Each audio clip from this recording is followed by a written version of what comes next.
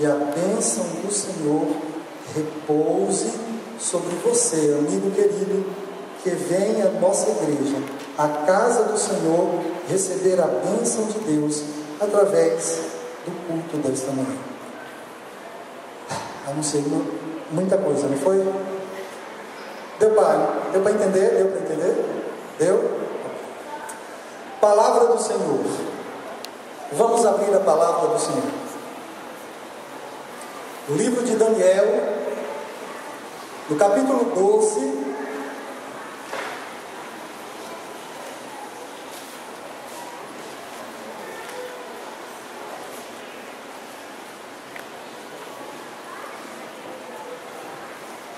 capítulo 12, versículo 1.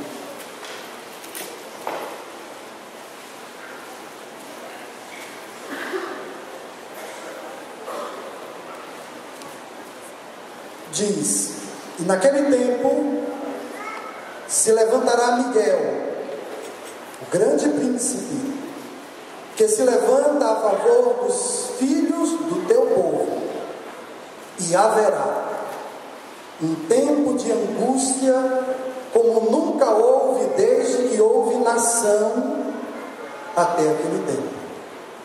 Mas naquele tempo, todo aquele que for achado no livro da vida será liberto, livrar-se-á. Esse é o texto de hoje. Amados em Cristo, nós estamos muito acostumados a falarmos sobre os sinais físicos da breve volta de Jesus Cristo. Os sinais no sol, na lua, nas estrelas, os terremotos, as inundações, as enfermidades, as pestes. Mas nós precisamos abrir os nossos olhos para uma outra realidade de sinais que a palavra de Deus estabelece, avisando a cada um de nós que a vinda do Senhor está próxima. Quando nós abrimos, por exemplo, a palavra do Senhor em 2 Timóteo 3, nós encontramos lá uma série de sinais que são sinais psicológicos, sinais emocionais, sobre como estaria o mundo emocionalmente quando a vinda do Senhor estivesse próxima. Assim como a mulher, quando está para dar à luz, ela começa a ter as contrações, mas quando vai chegando perto, as contrações aumentam. Da mesma forma, muitos sinais, tanto sinais físicos na natureza, como sinais emocionais e psicológicos, a gente percebe que está havendo uma intensificação. A palavra de Deus, quando fala sobre os sinais da breve volta de Jesus, trata dizendo, comparando com a mulher grávida. E a gente tem alguma mulher aqui que recentemente teve parto natural? Uma ali, temos outra aqui. Começou a sentir as contrações, não foi? E quando a Alice estava para nascer, foi intensificando. A intensidade é que mudou, não é isso? Você também que levantou a mão, confirma o que eu disse, as duas confirmam, né? As contrações, e depois vai chegando perto, a contração vai aumentando. É isso? Pronto. Sempre tivemos terremotos, sempre tivemos problemas emocionais e psicológicos na sociedade, sempre. Mas eu estou tratando da intensidade, e é a intensidade que está nos chamando a atenção agora. Recentemente, procurando verificar esta realidade na sociedade, eu busquei algumas revistas de noticiário, de credibilidade, as próprias redes de internet, as revistas eletrônicas também, para verificar alguns dados que a população já tem conhecimento. Alguns dados da seguinte natureza: os índices de suicídio no mundo, como esses índices afetam as mulheres, como eles afetam os homens. Eu descobri algumas coisas interessantes, entre elas as mulheres tentam suicídio 3 vezes mais do que os homens. Incrível, né? Mas os homens são 3 vezes mais melhor sucedidos. Conseguem o que querem 3 vezes mais. Mas as mulheres tentam mais. As mulheres estão desanimando da vida mais que os homens. E é incrível isso, porque quando Adão foi se referir a sua esposa pela primeira vez, ele a chamou de a mãe da vida. E é estranho ver mães da vida desistindo da vida. E incrível que a distribuição de renda melhora, incrível que os índices educacionais eles avançam, mas é incrível também como algumas coisas que a educação deveria proteger, ou deveria minorar, ou deveria, talvez não extinguir, mas pelo menos reduzir os índices, a educação, a distribuição de renda, não consegue. Não consegue. É inacreditável isso. Recentemente, na revista e eu disse a vocês aqui, de 3 de novembro deste ano, saiu um noticiário onde explicitava que os índices de suicídio no mundo têm superado os índices de homicídio. No nosso país a gente não percebe essa realidade, mas em outros países esta realidade é gravemente sentida. Sabe o que está acontecendo? As pessoas estão desanimando da vida. A palavra de Deus em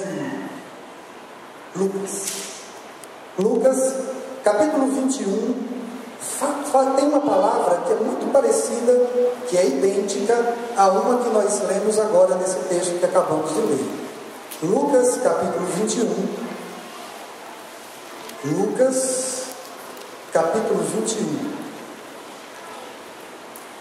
Verso 25 em diante diz assim: e haverá sinais no sol, na lua, nas estrelas, e na terra haverá angústia. Algumas denominações, quando tentam interpretar Daniel capítulo 12, versículo 1, se referem a esse tempo de angústia, qual nunca houve desde que há nação sobre a terra. Tentam interpretar esse tempo, jogando esse tempo para a época em que Jesus nasceu, em que Herodes mandou matar as crianças, porque houve uma angústia muito grande, as crianças sendo mortas, e a palavra de Deus diz que houve choro e Raquel chorava, se referindo a esse período. Mas o tempo de angústia como nunca houve, não foi para os dias do nascimento de Jesus. Não foi por quê, pastor? Eu posso provar, mas antes deixa eu dizer uma coisa. Outros pensaram e jogaram essa data dessa angústia como nunca houve para os dias da destruição de Jerusalém, quando a cidade foi banhada em sangue e o templo foi destruído e os judeus foram dispersos pelo mundo. Um cerco terrível, onde as pessoas chegaram a se alimentar de cadáveres. Tamanha foi a opressão. Mas tempo de angústia como nunca houve, a Bíblia nesse texto de Daniel não está se referindo a isso. Jesus Cristo, ele fala de uma angústia entre as nações. Mas eu quero que você volte para Daniel 12. Para Daniel 12.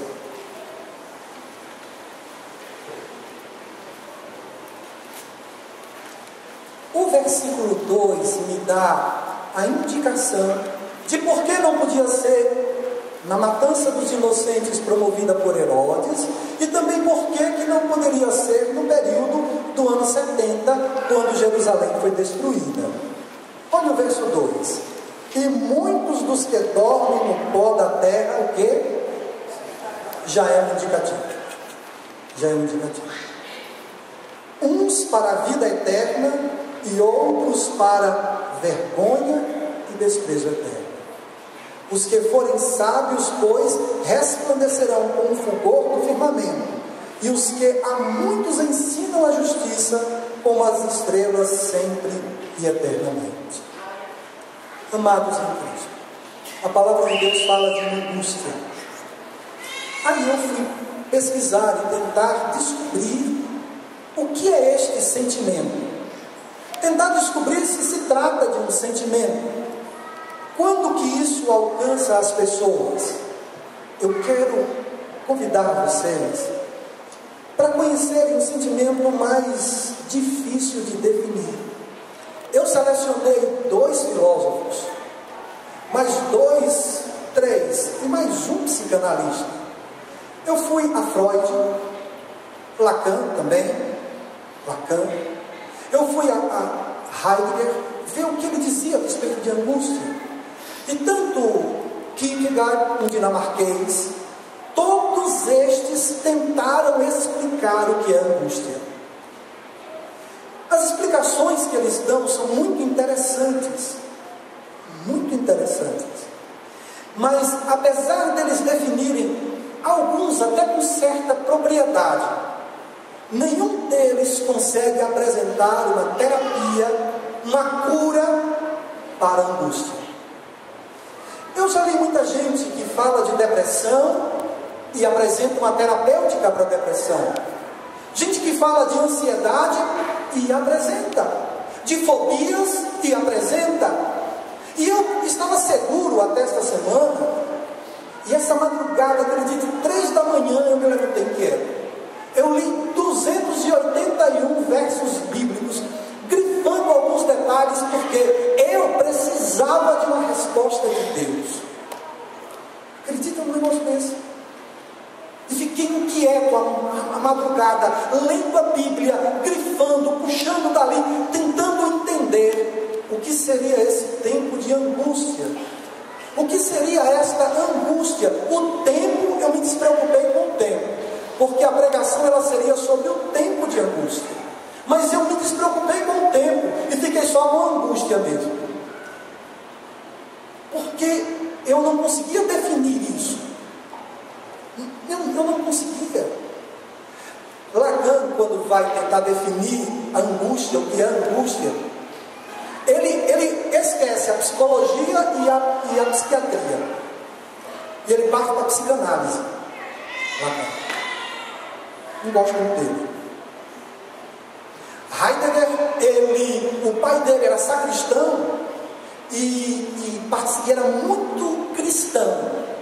E ele foi criado dentro de uma cultura que traz uma definição um pouco mais próxima. Mas acreditem, eu estou citando essas mentes. Um morreu em 76, que foi Heidegger, tá? Outro morreu em 39, Freud. Outro morreu em 15. O mais antigo deles, Kierkegaard, um dinamarquês, muito capaz, muito inteligente, que morreu aos 42 anos de idade. E nenhum deles trouxe a solução para a angústia. Abra sua Bíblia. Abra sua Bíblia. Em Salmos 60. A angústia como nunca houve. Um sentimento diferente, de vazio. E eu preciso ler alguns textos em sequência. E era para mim ter pedido aos diáconos no começo que entregasse uma Bíblia para cada amigo que nos visita. E alguém está sem Bíblia, por favor. Era para mim ter perguntado isso no começo, mas eu não perguntei, estou perguntando agora. Alguém está sem Bíblia aqui, meus diáconos, por favor. Eu tenho uma pessoa sem Bíblia aqui. Pronto, empreste a sua. E você lê com ele, lê com ela. Tá? Alguém mais está sem Bíblia. Eu preciso que você olhe o texto. Olhe, porque para mim, ler a Bíblia nessa madrugada foi altamente restaurador, e eu sei que será para você também. Salmo 60. Todo adventista, seja sensível. Você olha assim com o canto do olho. Isso se chama soslaio. Olhe de soslaio, tá? Com o canto do olho, veja se você tem alguém sem Bíblia do seu lado. Aí você desconfia e só dá uma deslocada assim, bem devagarinho assim. Entendeu? Isso é uma definição dada pela física. Você se desloca. Não precisa ser em movimento retilíneo uniforme. É só deslocar, tá? Salmo 60, versículo 11. Olha só o que diz a Bíblia.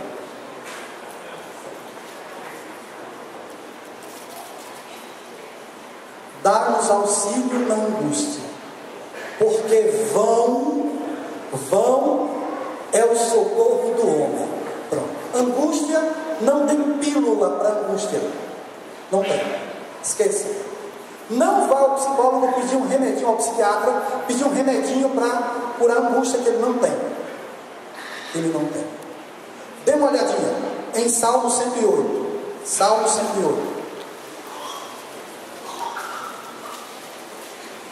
Versículo 12. Versículo 12. Olha o que está escrito.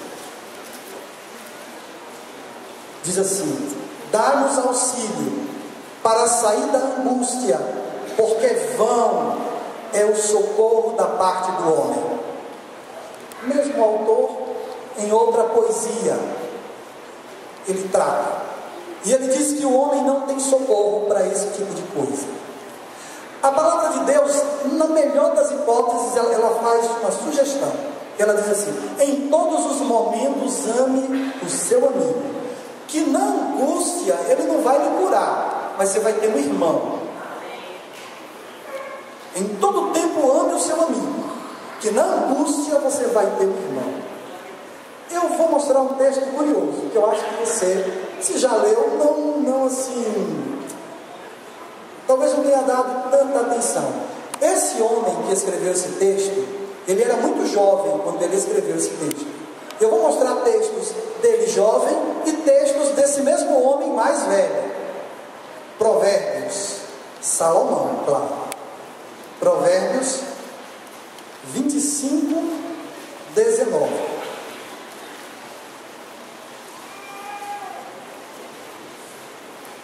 Olha só que tipo de coisa. Olha só que colocação interessante.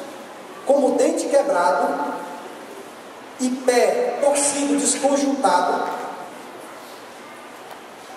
é a confiança no desleal, no tempo da angústia.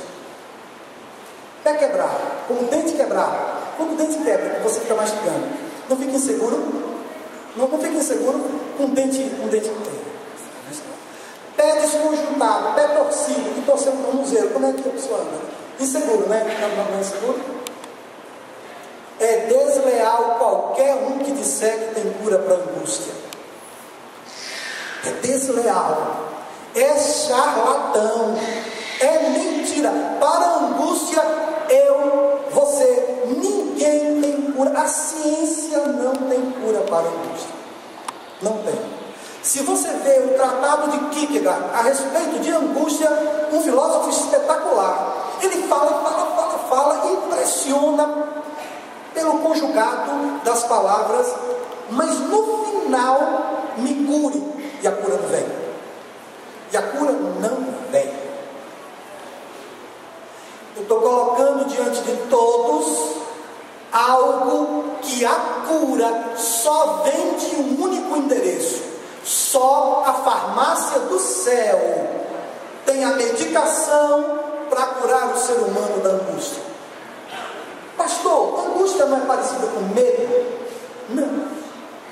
Pode ser parecida em alguns aspectos, mas o medo, ele se refere muitas vezes a uma coisa objetiva. Mesmo que seja medo de passarinho, mesmo que seja medo de barata, medo de alguma coisa. Mas a angústia, ela é um vazio. Um vazio. Vamos ler a Bíblia. Não é bom eu definir algo que minha mente não consegue traduzir com perfeição. Deus consegue, eu não, mas Ele consegue.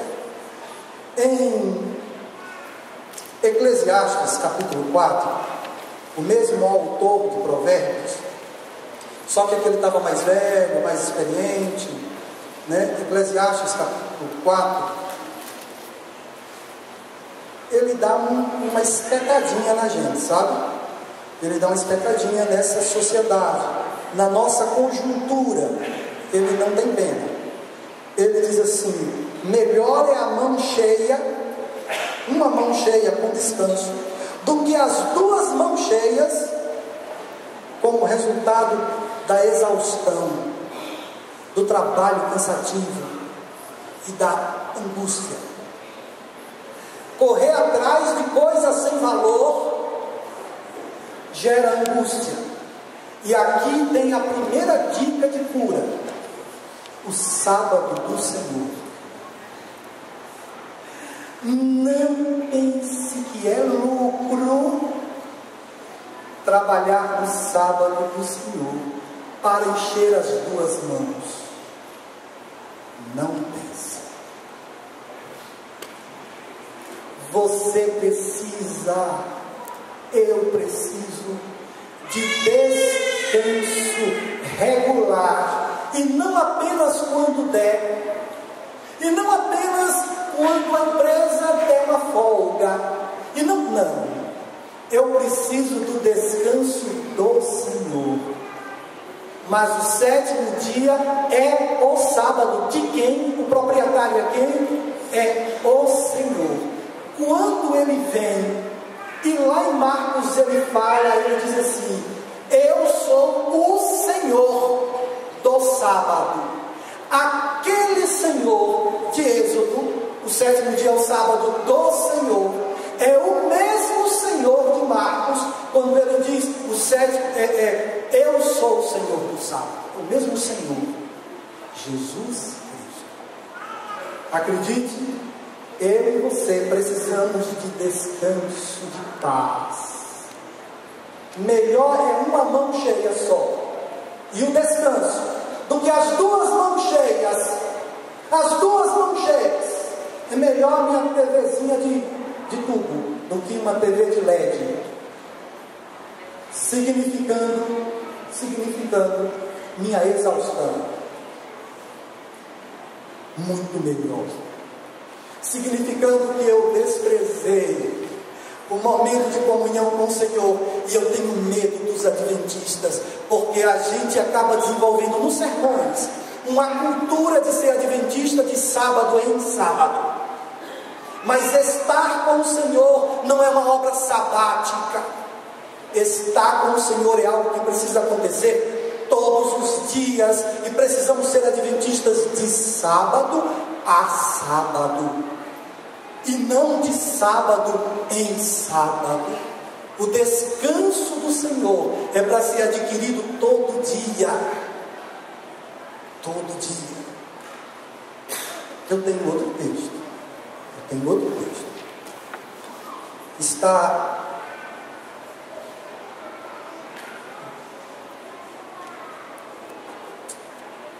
Eclesiastes mesmo, Eclesiastes 2:23. Eu estou na minha coleção, porque sei que não dá para todos. Estou na minha coleção aqui, acredito. Eclesiastes, capítulo 2, verso 23.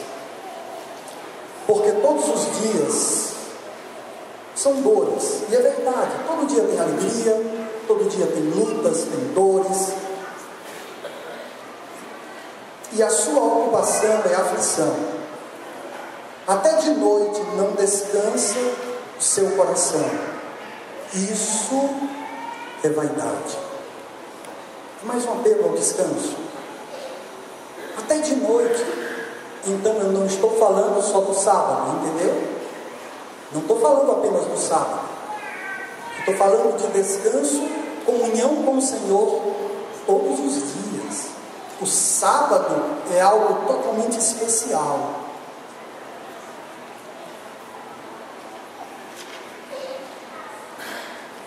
Pastor Laércio, Agora eu tenho minha seleçãozinha de textos aqui, que eu preciso que vocês abram a Bíblia só em mais 3 textos.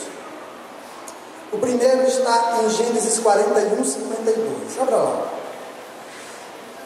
Esses textos de Gênesis e Êxodo, que falam a respeito da angústia, são textos que tratam a angústia da perspectiva existencialista. Gênesis 41, 52.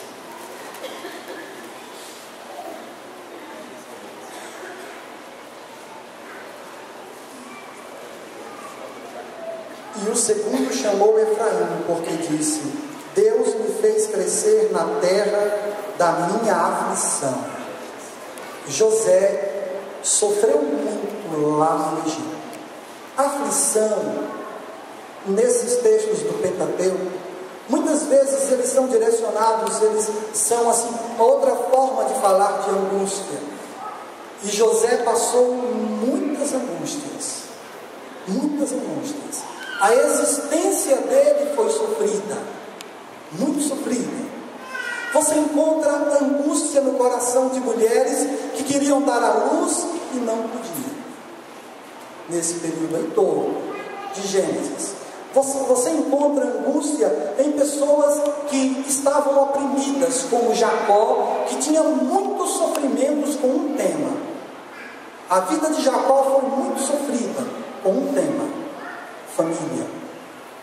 Muito sofrida. Muitas angústias ele passou. Mas eu quero lhe convidar a sair do Pentateuco, a sair de Gênesis e Êxodo, e dê uma olhadinha comigo lá no livro de Jó. Abra lá esse texto. Jó capítulo 5. Jó capítulo 5.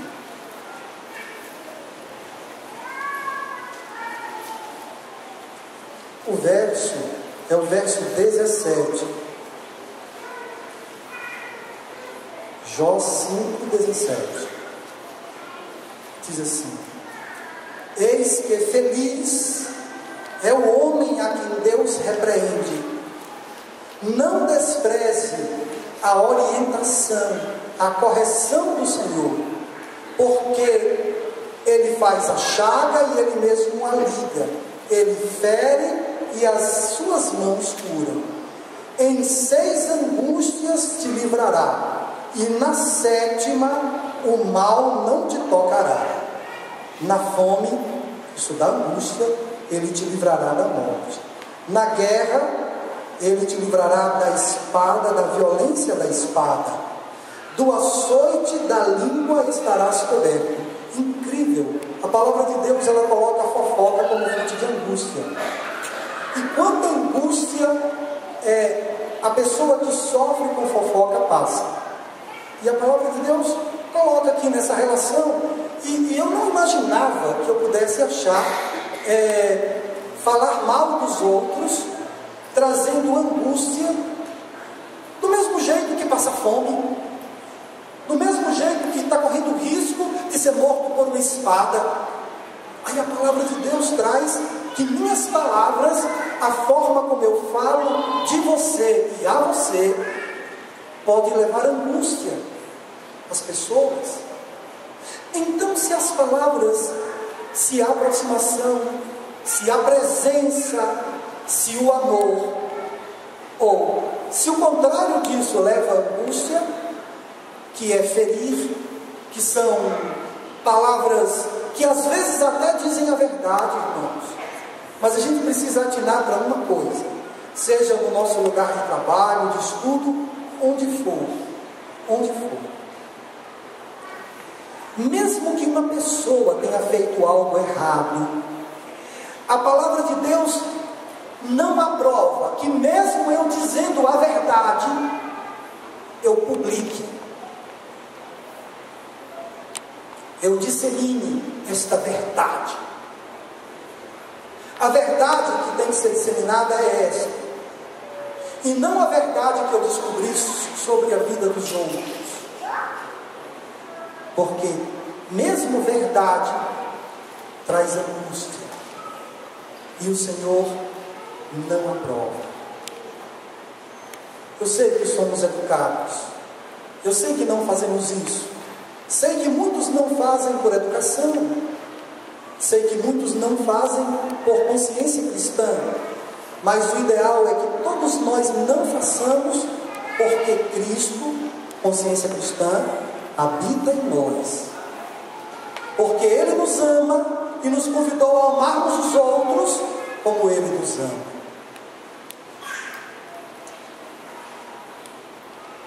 Em Jó, capítulo 20, e esse passou por muita aflição, verso 22.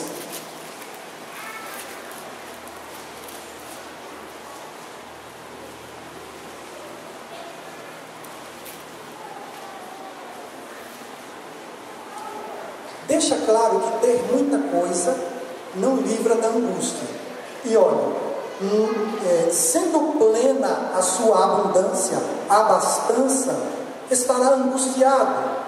Toda a força da miséria virá sobre ele. Que texto estranho esse! Porque chama de miserável o abastado. Entende esse texto? Chama o abastado de miserável. Que texto diferente, estranho. A angústia é algo que não depende de ter muito ou ter pouco. É outra verdade sobre a angústia. Agora, em 1 João, e esse é o penúltimo texto, 1 João capítulo 3,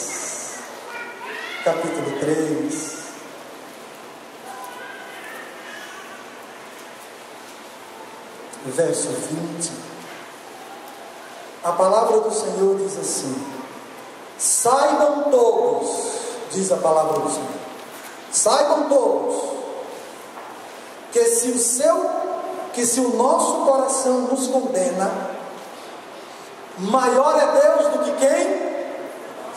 Do que o nosso coração.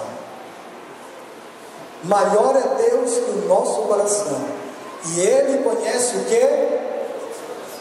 Todas as coisas. Ninguém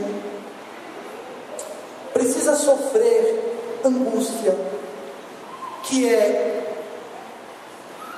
aquela inundação do vazio. Meu Deus, não precisa arrumar uma palavra. Eu tenho que achar uma forma de colocar que fique bem na alma. A angústia é uma coisa assim que os outros não provocaram, na maioria das vezes. A culpa de eu estar angustiado muitas vezes não é dos outros. Muitas vezes a angústia vem à minha alma porque eu adquiri uma coisa muito boa, tipo conhecimento. Adquiri o conhecimento, e aí desse conhecimento vem mais perguntas, tipo: e depois que eu morrer, o que será da minha família? Aí é onde entra a cura para esta angústia. Deus proverá. E o dia de amanhã, você pode pensar que se trata de ansiedade, mas não. A preocupação com o amanhã pode ter a ver com ansiedade, mas pode ter a ver com angústia também. E quanto ao dia de amanhã? Olha, entrega o teu caminho ao Senhor, confia nele e o mais Ele fará. Ele fará. E se até o teu coração, não foram os outros, se até o teu coração produz angústia e produz condenação, saiba de uma coisa: o terapeuta do teu coração é quem? Deus. Se o teu coração te condena, maior é Deus que o teu coração. Todos os cristãos, todos os cristãos deveriam se sentir muito livres em Cristo, absolutamente libertos em Cristo, por causa de um texto, e com esse encerro, e a gente vai para casa. João capítulo 13, é o Evangelho, aí Aqui já não é 1 João, é o Evangelho de João. Capítulo 3.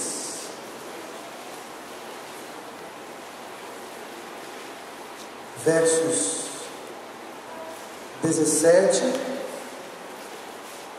em diante, diz: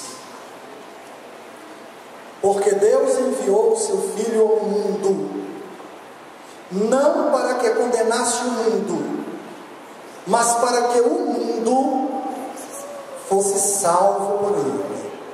Quem crê nele não é condenado, nem por outros, nem pelo próprio coração. Quem crê em Jesus Cristo não é condenado, porquanto não é, mas quem não crê já está, porquanto não crê no nome do unigênito Filho de Deus. E a condenação é esta, que a luz veio ao mundo, e os homens amaram mais as trevas do que a luz, porque as suas obras eram más. A primeira vez que o homem ficou com medo de Deus, ficou angustiado porque ouviu a voz de Deus, foi no Éden. E foi o primeiro sentimento, o medo. O medo. E o homem também ficou envergonhado e quis se cobrir. E aquele foi um dia estranho, porque o Senhor apareceu e Ele mostrou a coisa mais doce, e o elemento que vai nos libertar de todo e qualquer tipo de angústia que Jacó passou. Jacó tinha incertezas sobre quem ele era, tanto que quando o pai dele pergunta: és tu meu filho Esaú? Ele diz sim. Ele tinha problema de identidade. Foi um bom homem que passou por angústias. Adão lá no Éden, aquele receio: vou me encontrar com a face de Deus. Então a alma dele, quando ele ouviu a voz de Deus, ele ficou angustiado. E esse é o meu último ponto. Pelo amor de Deus, o Senhor Deus não produz angústia na gente, Ele produz libertação. Querido amigo que está conosco nesta manhã, se pregaram em algum momento da sua vida ou em algum lugar para você, a religião do medo, ela não vem do céu, não é de Jesus. O evangelho do medo não procede de Deus. De Deus vem o evangelho do amor. E a palavra de Deus em João, eu não vou pedir mais que abra, tá? Diz que o amor lança fora aquele medo de Adão lá no Éden. O amor lança fora o teu medo. O amor lança fora a insegurança. Porque o amor, ele é tão abundante, ele é tão pleno, que ele é capaz de encher o coração e abolir, extrair, expulsar qualquer sensação de vazio. Agora deixa eu lhe dizer uma coisa.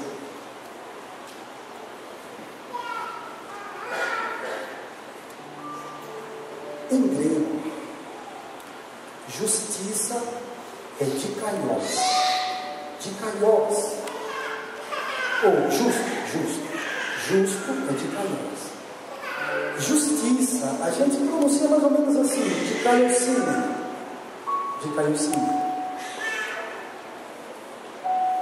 Nesse mesmo idioma no qual foi escrito o Novo Testamento, que é o grego, amor, todos conhecem, ágape. E bondade, agatocine. Espera aí, justo de kaios, justo. Justiça são as coisas que o justo faz.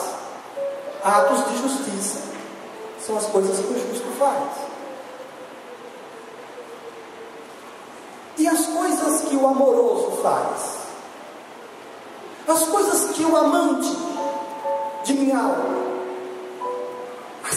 as coisas que aquele que ama faz,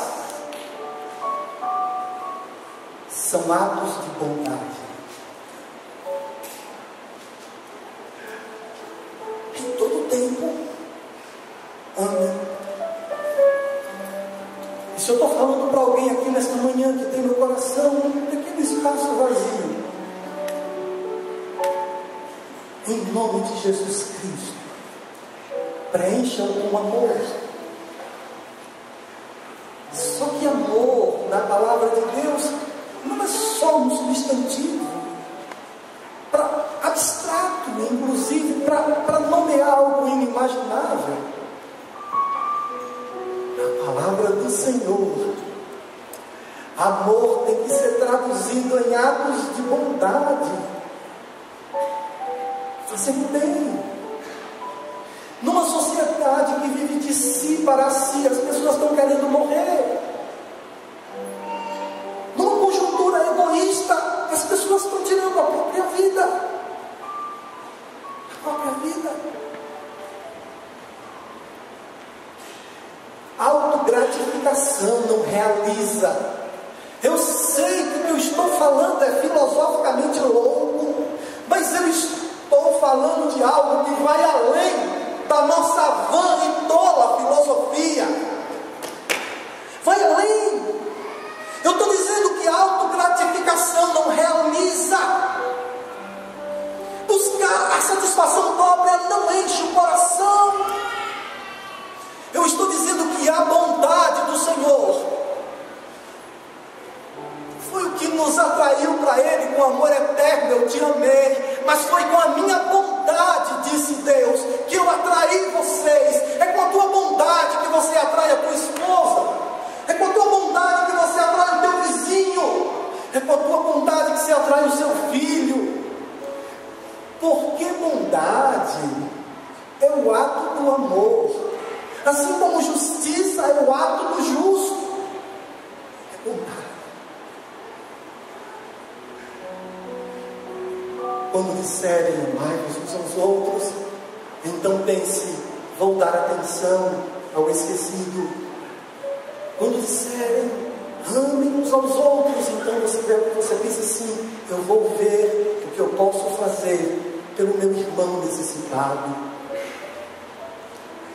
Nunca deixe que essa mídia vazia encha o seu coração com um conceito atabalhoado de amor, transformando o amor em sentimento, porque amor é muito mais que sentimento, assim como angústia é muito mais. E é hilariante, é patético ver os filósofos se debatendo para definir angústia. Angústia é quando o amor se vai, e por se multiplicar a iniquidade, o amor esfriará. E quando o amor esfria, a angústia invade a alma, e a falta de significado para existir desaparece. E eu quero ver quanto tempo alguém consegue sustentar uma vida sem significado.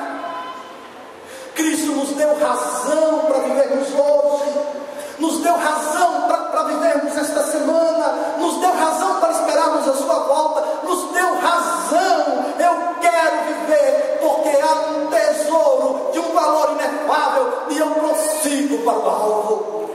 Eu prossigo. O amor do Pai, o amor de Deus, a alma da gente enche a vida de significado. Medo de Deus, oh meu Deus, medo de Deus é a coisa mais insana da existência, a coisa mais atabalhoada da vida é ter medo de Deus. Por que ter medo da minha mãe? Eu quebrei o vaso dela, ok, quebrei o vaso dela. Por que a gente se esconde? Será que ela ama mais o vaso do que a mim? Se minha mãe ama mais a mim do que o vaso e ela é pecadora, por que o meu Deus vai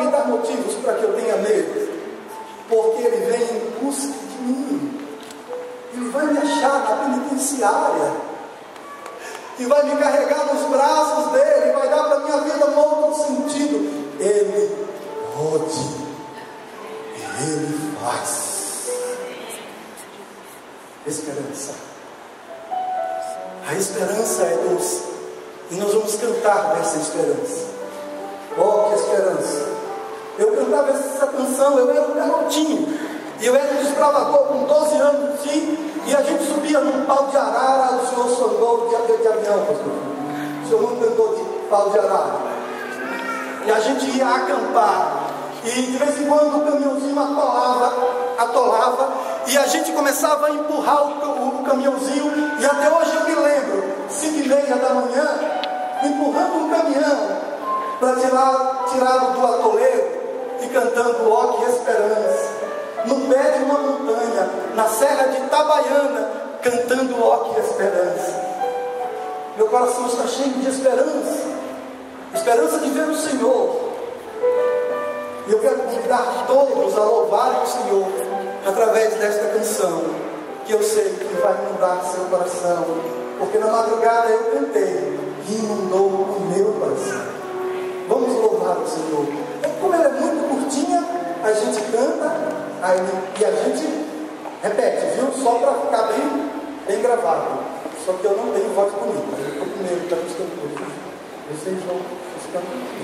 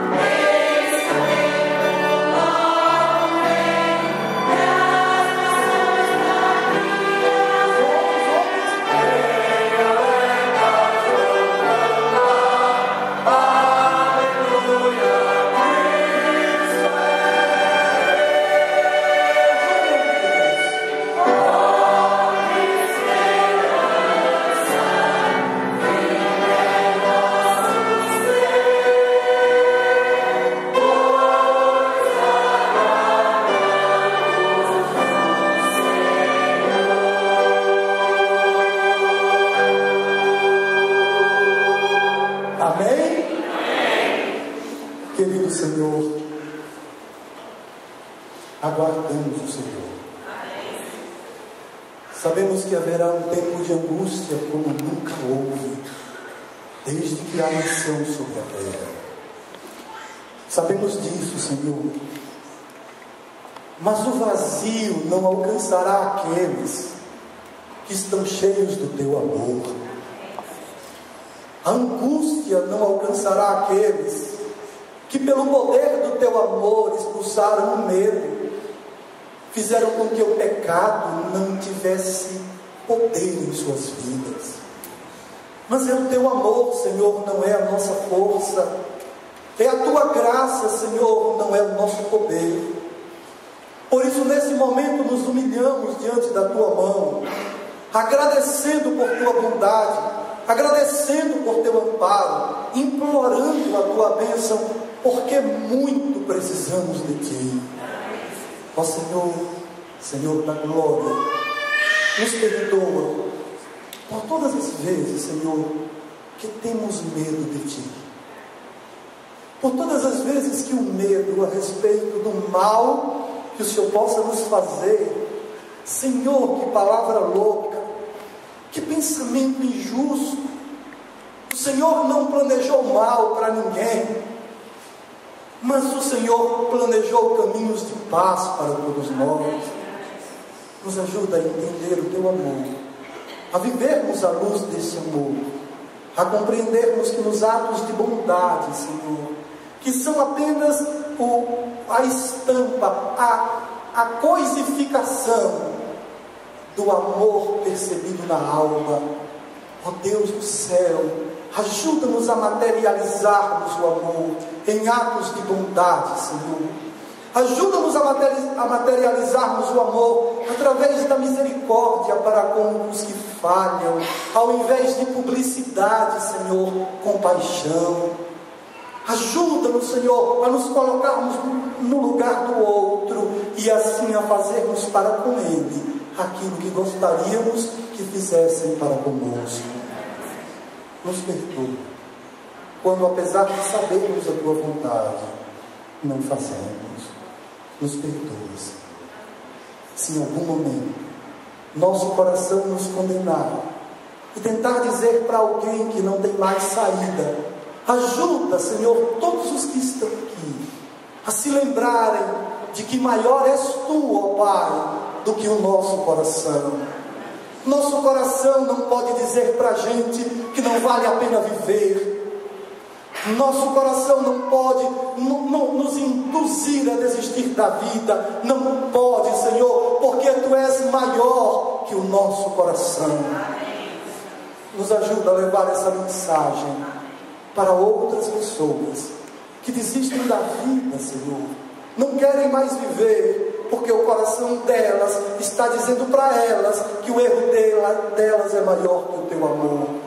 E não há mentira maior que essa, porque a maior verdade é que nada é maior que o teu amor, Pai. Obrigado pelo culto desta manhã, obrigado pelos louvores. Nos traz logo mais à noitinha, às 18 horas. Temos 2 filhos teus que foram salvos por tua graça. Oh Deus, que a tua bênção esteja com esses homens, que eles que conheceram a tua luz e o teu perdão prossigam para o alvo ao nosso lado. São nossos irmãos que trazem uma verdade tão especial, oh Deus. Que a tua bênção repouse sobre eles, sobre a família de cada um de nós, que a tua doce e maravilhosa paz alimente nossa alma, em nome de Jesus Cristo. Amém.